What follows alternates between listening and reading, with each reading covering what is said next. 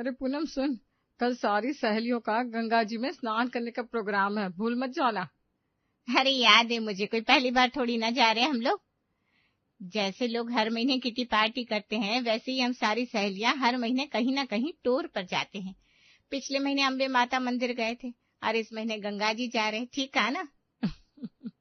वो सब तो ठीक है, मैं बस तुझे याद दिला रही हूँ, क्योंकि नियम के मुताबिक कल सबके लिए रास्ते का खाना बनाकर तुझे लेकर आना है। अब अगर तू भूल गई तो हम सबको भूखा ही रहना पड़ जाएगा। अरे बेड़ा गर्क हो जाए उस आशा का। मेरा काम बढ़ाने वाली बातें तो इससे हर दम याद रहती है। मैं तो सोच कर बैठी थी बाद में बहाना बना दूंगी, मुझे याद ही नहीं था कि इस बार खाना बनाने की बारी मेरी है। लेकिन ये कमबख्त तो पहले ही हाथ धोकर पीछे पड़ जाती है। अब क्या करूं, सामने से कोई बहाना भी नहीं सूझ रहा। लगता है पूरी बारात का खाना बनाना ही पड़ेगा। क्या हो गया, सांप सूंघ गया क्या? कुछ हाँ ना जवाब देगी या ऐसी मूर्ति बनकर खड़ी रहेगी पूनम? अरे हाँ भाई, याद है, ये भी कोई भूलने वाली बात है। तुम लोग फिक्र मत करो, समय से सब लोग बस अड्डे पहुंच जाना। मैं सबका खाना लेकर बस अड्डे पर मिलूंगी। सहेलियों से मिलने के बाद पूनम घर तो आ गई थी, लेकिन अब उसे चिंता सता रही थी कि पूरे ग्रुप के लिए उसी को खाना बनाकर लेकर जाना है। अब ऐसे में क्या बना दे जो जल्दी से बन जाए। ऐसा करती हूँ, इंटरनेट पर कोई रेसिपी देख लेती हूँ कि ट्रैवलिंग के लिए फटाफट 7 लोगों का खाना कैसे बनाए। हो सकता है मेरे जैसे आलसी के लिए कोई हल्की फुल्की रेसिपी ही मिल जाए। पूनम ने अपना फोन उठाया और एक के बाद एक वीडियो देखना स्टार्ट कर दिया। एक बार जो रेसिपी देखने का सिलसिला शुरू हुआ, अगले 1 डेढ़ घंटे तक पूनम बेड पर लेटे रेसिपी ही देखती रही। फिर अचानक उसकी नजर घड़ी की तरफ गई। सत्यानाश, रात के 12:30 बज गए और एक रेसिपी ढंग की नहीं मिली। बेवकूफ हूं मैं जो यूट्यूब खोल कर बैठ गई। अरे पूनम, अब सो जा, वैसे भी सुबह पूरी बारात का खाना बनाना है, उसके बाद तैयार भी होना है। कम से कम 3 बजे तो उठना पड़ेगा। अब 2.5 घंटे में तो मेरी नींद कैसे पूरी होगी, भगवान ही मालिक है। अगले दिन सुबह 3 बजे का अलार्म सेट करने के बाद पूनम सोने चली गई, लेकिन हुआ वही जिसका उसे डर था। बेचारा अलार्म 2-3 बार बज बज कर 0 बैटरी होकर स्विच ऑफ हो गया। पूनम अपने बिस्तर पर पड़ी पड़ी खर्राटे लेती रह गई। 4:15 बजे जब उसकी नींद खुली तो घड़ी में टाइम देखकर उसके होश उड़ गए। हे भगवान, 4:15 बज गए। अब मैं नहाकर तैयार हूँ या इनका खाना बनाऊं, मुझे तो समझ में नहीं आ रहा। सब्जी बनाने का समय भी नहीं है, घर में 2 तरह का अचार रखा है, उसी से काम चल जाएगा। पूनम जल्दी जल्दी अगले 10 मिनट में नहाकर तैयार हुई और उसके बाद रसोई में जाकर सारी सहेलियों के लिए पूरियों के साथ अचार बनाकर पैक कर लिया और बस अड्डे पहुंच गई। अरे देखो आ गई पूनम, और उसके हाथ में बड़ा सा बैग भी है। इसका मतलब भूखा तो नहीं मरना पड़ेगा, खाना बनाकर लाई ही है। इसका फोन स्विच ऑफ था तो मुझे लगा खाना बनाने के डर से फोन ऑफ करके भाग गई है। अरे चुप कर, अपनी तरह समझती है क्या सबको? तुम्हें ना चुगली करने का मौका चाहिए बस। अरे नहीं नहीं भाई, कोई चुगली नहीं कर रहा तेरी। और वैसे भी अच्छे मन से जाना चाहिए पूजा पाठ के लिए। अब तुम दोनों ना एक दूसरे की टांग खींचना बंद करो और फटाफट से गाड़ी में बैठो। सभी सहेलियां गाड़ी में बैठकर गंगा जी पहुंची और स्नान करने के बाद एक जगह बैठकर चाय पीने लगी। भाई मुझे तो बड़े जोरों की भूख लगी है, आधी रात को ही उठकर तैयारी में लग गई थी। अच्छा ये तो हमने तुझे पूछा ही नहीं कि क्या लेकर आई है स्पेशल। अरे जब सफर में 4 सहेलियां साथ में होती है तो रूखी रोटी बिना पकवान से भी ज्यादा स्वादिष्ट लगती है। सब मिलजुल कर खाएंगे तो स्वादिष्ट ही लगेगा। अब तो मुझे तेरी बात सुनने के बाद ना शक हो रहा है। अरे तू ढंग का कुछ खाना लाई भी है या सच में सूखी रोटियां उठा लाई? पूनम ने चुपचाप पूरी और अचार वाला टिफिन खोलकर सबके सामने रख दिया। अरे भाई सब्जी कहाँ है? तू तो खाली अचार उठा कर ले आई। अरे सब्जी पूरी तो हमेशा ही खाते हो ना। ये मेरे हाथ का मिक्स वेजिटेबल का स्पेशल अचार खाकर देखो, कल रात को ही बनाया मैंने। इंस्टेंट अचार बोलते इसे। एक बार खाओगे तो उंगलियां चाटते रह जाओगी। और पूरी के साथ तो आहा, इतना गजब लगता है, सोचकर मुंह में पानी आ जाता है। लो भाई, ये तो अपने मुंह मियाँ मिट्ठू बन रही है। खैर छोड़ो, बातें बाद में करना, मुझे तो बड़े जोर की भूख लग रही है। अभी तो ये अचार और पूरी भी चल जाएगी। तेज भूख लगने की वजह से सारी सहेलियां पूरी और अचार पर टूट पड़ती हैं। चलो इज्जत बच गई, वरना मुझे तो लगा था ये आशा आज ताने मार मार के मेरा जीना मुश्किल कर देगी। आज हुई घटना ने पूनम की हिम्मत और भी बढ़ा दी थी और अपने हाथ के अचार पर अब उसे पहले से भी ज्यादा भरोसा हो गया था। 2 दिन बाद अरे यार, आज मैंने ना तुझे तेरे अचार की रेसिपी पूछने के लिए फोन किया है। एक बात बता, तू वो मिक्स वेज वाला अचार इतना अच्छा बनाती है या बाकी अचार भी बनाने आते तुझे? नहीं, अचार तो वैसे मैं सारे ही बना लेती हूँ, लेकिन बात यह है कि आजकल बच्चे कहाँ अचार वगैरह खाते हैं, इसलिए कम ही बनाती हूँ। तू बता, तुझे कौन सा अचार चाहिए था? मेरा तो मोटी वाली मिर्ची का अचार खाने का कई दिन से मन कर रहा है। घर की डाली अचार की ना बात ही कुछ और होती है। लेकिन अब सच बात तो यह है कि आजकल अपने हाथ से अचार डालने वाले लोग दिखाई नहीं देते। ये अचार डालने वाला टैलेंट भी अब धीरे धीरे खत्म होता जा रहा है। अरे तो किसी और से उम्मीद क्यों कर रही है, तो खुद डाल लिया कर। तेरी बात ठीक है, लेकिन क्या बताऊं, मेरे हाथ का डाला हुआ अचार बहुत जल्दी खराब हो जाता है। इसलिए अचार की शौकीन होने के बाद भी बाजार का तेज नमक वाला अचार खाकर ही काम चलाना पड़ता है। अच्छा ठीक है, मैं तेरे लिए मोटी मिर्च का अचार डाल दूंगी, तो कल शाम तक लेने के लिए आ जाना। अपने आलस के कारण लगाया हुआ पूनम का अचार वाला नुस्खा सुपरहिट हो गया था। सहेली के मुंह से अपने अचार की तारीफ सुनकर पूनम खुशी से फूली नहीं समा रही थी। मिर्ची बाजार से मंगवाकर पूनम ने सहेली के लिए स्वादिष्ट मिर्ची का अचार डाला और फिर सविता के आने का इंतजार करने लगी। बहुत सालों के बाद घर का बना हुआ मिर्ची का अचार खाने को मिलेगा। सोच के ही ना मुंह में पानी आ रहा है। इसकी महक से ही मेरे मन में कुछ कुछ हो रहा है। सविता अचार की बन्नी लेकर लौट गई। 1 सप्ताह बीता होगा कि एक बार फिर से सविता का फोन उसके पास आता है। अरे यार, तेरे हाथ का अचार खाकर मन खुश हो गया। अच्छा एक बात बता, थोड़ा सा और कष्ट लेगी मेरे लिए? मिर्ची के साथ साथ कटहल, लहसुन, आम, नींबू इन सब का भी थोड़ा थोड़ा अचार डालकर दे देगी क्या? अरे भाई, अब तो क्या अचार की दुकान खुलने वाली है? मुश्किल से 4 लोग हैं तेरे घर में खाने वाले, इतने सारे अचार की क्या दुकान लगाएगी? तुझे जो मैंने मिर्ची का अचार दिया है ना, उसे खत्म करने में ही महीना लग जाएगा, फिर इतने अचार का करेगी क्या? सच्ची बात बताओ तुझे, मुझे गलत तो नहीं समझेगी ना? तेरी बात बिल्कुल सही है। खाने को तो मेरे घर में 4 ही लोगों का परिवार है, लेकिन मेरी सासू माँ का मायका मेरे ससुराल के बगल में ही है।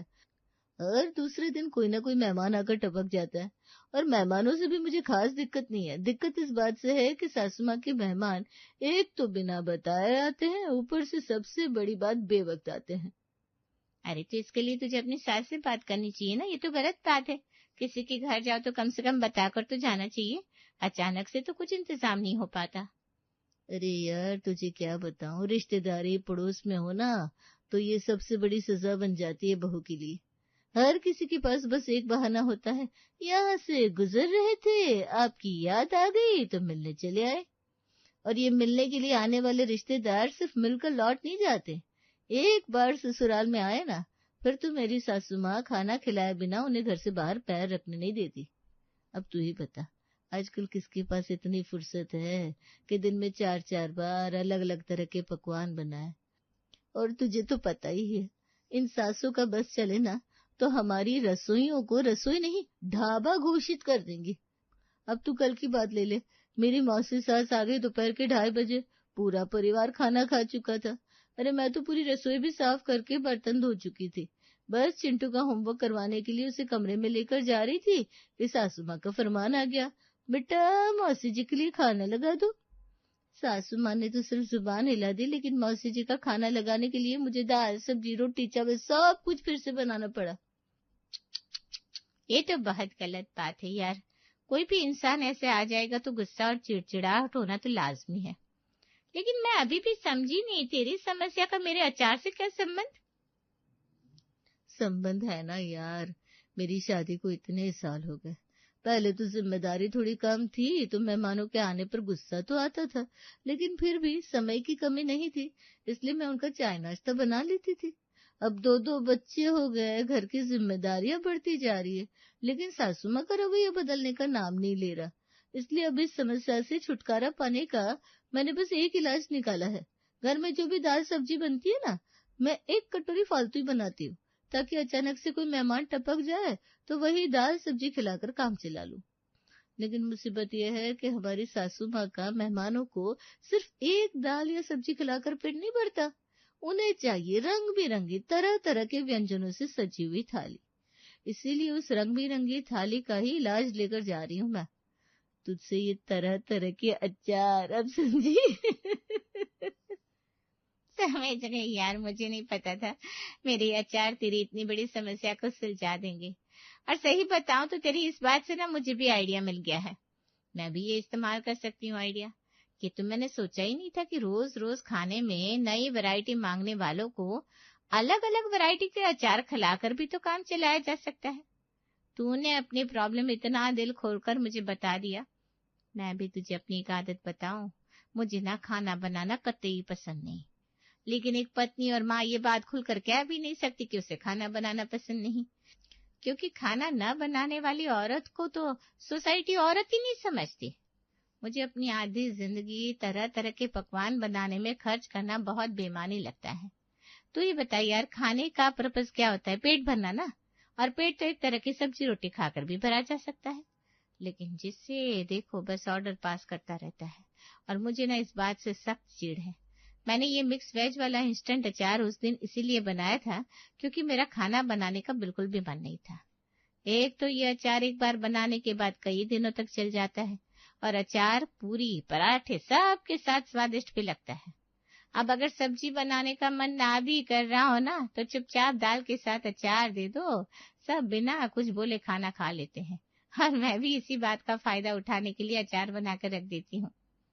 सविता को तरह तरह के अचार बनाकर देते हुए पूनम ने अपने लिए भी तरह तरह के अचार बनाकर तैयार कर लिए थे, और अब उसे सोच लिया था कि वो दिन का 4 घंटा रसोई में खड़े होकर सबके लिए अलग अलग तरह के पकवान बनाने में वेस्ट नहीं करने वाली। जिसको ज्यादा वैरायटी खाने का मन हो वो वैरायटी के अचार खाकर अपनी भूख मिटा ले। कुछ दिन बाद, मम्मा खाने में क्या बना है? बहुत थक गई ऑफिस में, जल्दी से खाना लगाओ ना। आलू मटर की सब्जी है, मैं कुछ इम्पोर्टेंट काम कर रही हूँ, तुम खा लो। अरे मम्मा क्या है ये सब? आलू मटर सुबह भी खाया था, अब इस टाइम फिर से आलू मटर, क्या लॉजिक इस बात का? बेटा, इस बात का लॉजिक यही है कि तुम्हारे लिए दिन भर तरह तरह के पकवान बनाने के अलावा भी 365 काम होते हैं मेरे पास, और उन्हें करने के लिए भगवान ने मुझे 25 घंटे का दिन तो दिया ही नहीं है। इसी 24 घंटे के दिन में मुझे सारे काम निपटाने होते हैं। और बेटा, ज्यादा रंग बिरंगा कुछ खाने का मन कर रहा हो ना, तो अलमारी में से अचार निकालो और खा लो। मूली, बैंगन, कटहल, मिर्ची, नींबू, आम, हर तरह का अचार रखा हुआ है। अरे भाग्यवान, क्या हो गया? क्यों मुंह टेढ़ा करके बैठी है तुम्हारी बेटी? पापा आप ही बताओ, ये क्या तरीका होता है? पूरे दिन हमारे घर में सिर्फ एक सब्जी बनती है, उसके साथ 10 तरह के अचार रखे होते हैं। मम्मी से जब कुछ और बनाने के लिए कहो तो अचार का डब्बा लाकर रख देती है। अरे कोई कितना अचार खाएगा यार, बोर हो गए हम लोग। अच्छा जी, अचार खा खाकर बोर हो गए? रोज रोज रोटी खाकर बोर नहीं होते तुम लोग? पेट तो एक सब्जी से भी भर जाता है ना। जिसको खाने का मन हो वो खुद बना लिया करो। अरे बेटा रहने देना, क्यों बहस करके घर का माहौल बिगाड़ रही है? आप लोग भी ना साफ साफ सुन लो, मैं ना आज अचार और सुबह वाली सब्जी खाकर काम नहीं चलाने वाली। या तो मम्मा से बोलो कुछ ढंग का बना कर दे, वरना मैं तो आज कुछ खाना ही नहीं खाऊंगी। इतना कहकर पूनम की बेटी गुस्से में वहां से उठकर चली गई। अरे भाग्यवान, क्या बिगड़ जाएगा तुम्हारा? हफ्ते में कम से कम 2-3 दिन तो बच्चों के लिए उनकी पसंद का कुछ बना दिया करो। खेलने खाने की उम्र है उनकी, और तुम बस कुछ भी बात करो या अचार की बरनी आगे कर देती हो। पत्नी को समझाने के बाद पूनम का पति बेटी के कमरे में जाता है। देख बेटा, तेरी माँ को समझाना मेरे बस का तो है नहीं। तू ऐसा कर, बाहर से अपने लिए कुछ ऑर्डर कर ले। अब तू भूखी सोएगी ये बात भी मुझे बर्दाश्त नहीं है। थैंक यू पापा, मेरा पिज्जा खाने का बहुत मन था, आप खाओगे? अरे नहीं बेटा, मैंने तो तेरी माँ के हाथ का नींबू का अचार और सब्जी खा ली है, तू अपना देख ले बेटा। अब ये घर का लगभग रोज का रूटीन हो गया था। अपने आलस के चक्कर में पूनम कुछ ढंग का बनाने के लिए तैयार नहीं होती थी, और बच्चे एक ही खाना बार बार खाने को तैयार नहीं थे, जिसकी वजह से लगभग हर दूसरे दिन बच्चे बाहर से खाना मंगा कर खाते, जिसके कारण से पूनम की बेटी सोना का वजन लगातार बढ़ता जा रहा था। पूनम, सोना के लिए बहुत अच्छा लड़का देखा है मैंने। आपके शहर के रहने वाले लोग हैं, कल वो लोग सोना को देखने आएंगे। आप सब अच्छे से संभाल लेना। मुझसे ना लिख कर ले लो, अगर यहाँ रिश्ता हो गया तो हमारी सोना बहुत खुश रहेगी। अगले दिन लड़के वाले सोना को देखने आ गए, लेकिन जब उन्होंने सोना को देखा तो उनके चेहरे के भाव बदल गए। लड़के वाले सोना को देखकर लौट गए थे। शाम के समय पूनम की ननद का फोन फिर से पूनम के पास आता है। अरे पूनम, ये क्या सुन रही हूँ? लड़के की माँ कह रही है कि मैंने उन्हें झूठ बोलकर रिश्ते के लिए भेजा। कहती है लड़की इतनी मोटी है कि वो रिश्ता लेने को तैयार ही नहीं। मुझे तो समझ में नहीं आ रहा भाभी, 6 महीने पहले जब मैं घर आई थी तब तो सोना बिल्कुल ठीक ठाक थी। 6 महीने में ऐसे कितना वजन बढ़ा लिया उसने, जो लड़के वाले ऐसी बात बोलकर चले गए। अरे जीजी मैं बताता हूँ, अपनी भाभी से क्या पूछ रही हो? तुम्हारी भाभी को आजकल किसी की सेहत और स्वाद की कोई परवाह ही नहीं रही। घर में दर्जन भर अचार बनाकर रख दिए, जिसको खाना खाना है वो अचार से खाए वरना भूखा रहे। इसकी बला से इसे कोई मतलब नहीं। अब बच्चों को भूखा तो नहीं रख सकता ना, इसलिए लगभग हर रोज बच्चे बाहर से कुछ न कुछ खरीद कर खा रहे हैं। बाहर का खाना खाकर स्वास्थ्य बिगड़ता ही है, सुधरेगा तो है नहीं। यही कारण है कि 6 महीने में मेरी दुबली पतली सोना फुटबॉल जैसी हो गई है। भाभी देखो, ये अचार पापड़ खाने का स्वाद बढ़ाने के लिए होता है। आपके हाथ का अचार बहुत अच्छा होता है, मैं मानती हूँ, लेकिन वो सब्जी की जगह तो नहीं ले सकता। अभी भी समय है, बच्चों की सेहत पर ध्यान दीजिए। ऐसे अचार मुरब्बे खिलाकर बच्चे बड़े होंगे तो कैसे चलेगा। बेटी का इतना अच्छा रिश्ता अचार की वजह से हाथ से जाने पर पूनम के मन में बहुत पछतावा था। इसलिए बच्चों की सेहत सुधारने के लिए उसने नापसंद होने पर भी हेल्दी सब्जियां बनाने के लिए कमर कस ली थी। पूनम को एक बहुत बड़ा सबक मिल गया था कि 10 की जगह 20 तरह का अचार भी बना लो, लेकिन वो सब्जियों की जगह नहीं ले सकता।